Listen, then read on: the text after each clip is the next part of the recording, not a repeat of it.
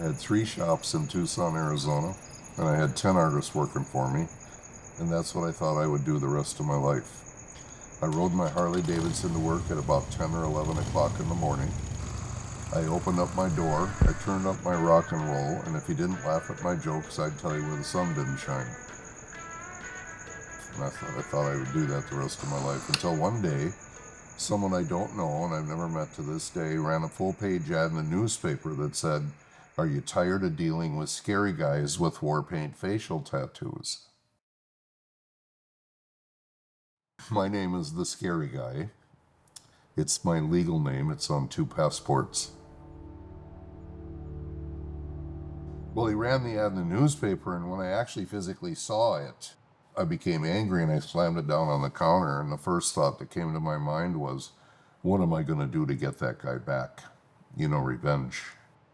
And I thought I'd jump in my hot rod Lincoln, find out where that guy lives, go to his house, and run over his dog.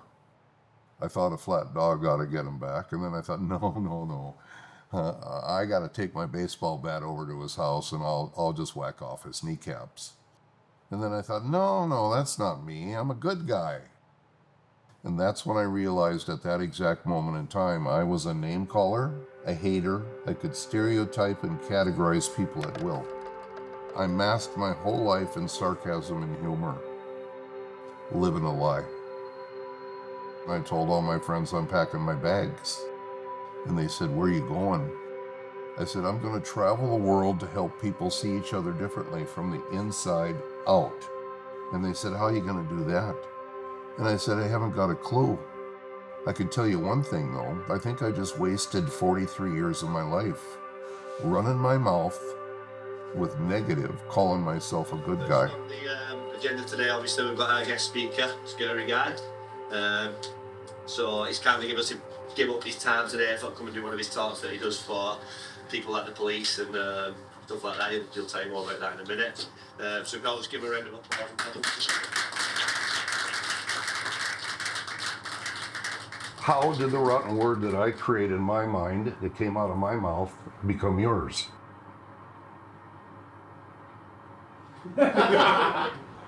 Guess what? I'm in charge of your brain. Right, yeah.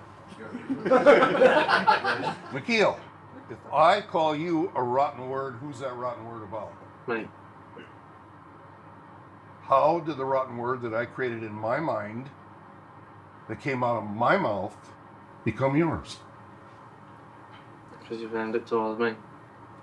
So I'm in charge of your brain too. Yeah. Well, that's what you just told me. Yeah. Boy, you gonna change your mind now? Huh? Yeah. Well, let me ask you again. If I call you a rotten word, who's that rotten word about? You. Get it now. How many of you know Dan? How many of you know Dan in the room? Raise your hands if you know Dan. Okay, is Dan quick to react to people around him? Is he full of anger and frustration? Mr. Smooth. No. If he's full of anger, raise your hands if he's angry, man. No. Is he a laid-back kind of dude, takes it easy? Raise your hands if he's a laid-back kind of dude. Well, is this true about you? Yeah. I could tell, because he looks like he smokes pot, actually. It's okay.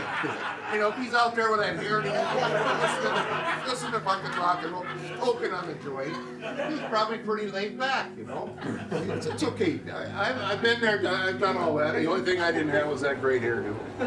Anyway. I sit over here in my leather chair, and I get to observe and watch the world go by. Catherine wanted to put blinds up in the windows. I said, "No way. Are you kidding? Why would I want blinds in the windows?" I said, "That's the whole point, is so they can see in and I can see out." We all got to learn to get along with each other in some way, shape, or form. And the only way we're going to learn is to start by making a connection. And I make connections with thousands of people a day. And, in my old days, it probably wouldn't have been such a positive connection. In my old days, if I got a dirty look, I'd probably give them the finger. I don't do that now. I just understand that they're looking at something they're not used to looking at, and it's okay. When they look in, I'm not up front, see. My dog is right there on the sofa, and she's the first person. And everybody loves her. It's fantastic. So sometimes you see people loving first, and then looking at me going, So you go from the love to the, I don't know if I love kind of thing, which is cool. I'm okay with that. I really like that juxtaposition. And then I get a chance, and sometimes, rarely, but they come to the door, and we get a chance to talk, and that's fine. I love it. What do you want? He said, where the Simpsons are. Now, if Grandma and Grandpa stop in the window, they're going to wonder what's going on. Good to meet you. I'm so glad you came by. Good to meet you, young lady. A lot of times they come to the door because of the tattoo sign, so they're asking me about tattoos and whatever.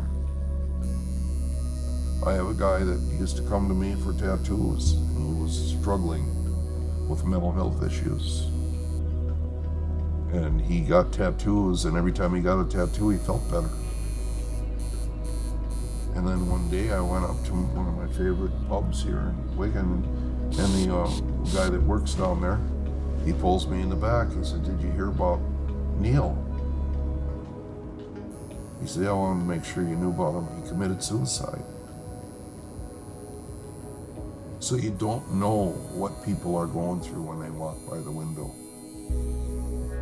And it was really a sad story because Neil was a friend of mine. I tattooed him, but he had mental health issues, and if I'd have known to what level his mental health issues were, I might have interacted with him a little differently. So if everybody's at a different spot in their lives and moving through their change, I want to be there to help them out if they reach out to me. That's why. I make myself available to everybody when I work with them. It's just part of my life. So if you have any questions or thoughts or concerns, you have a kid that's having troubles and you have questions about it, feel free to send me the information. I'll do what I can to help you, because that's what I've decided I'm going to do the rest of my life. So to help you not have to deal with this stuff in any way, shape, or form. So feel free to reach out. And thanks again for having me here today.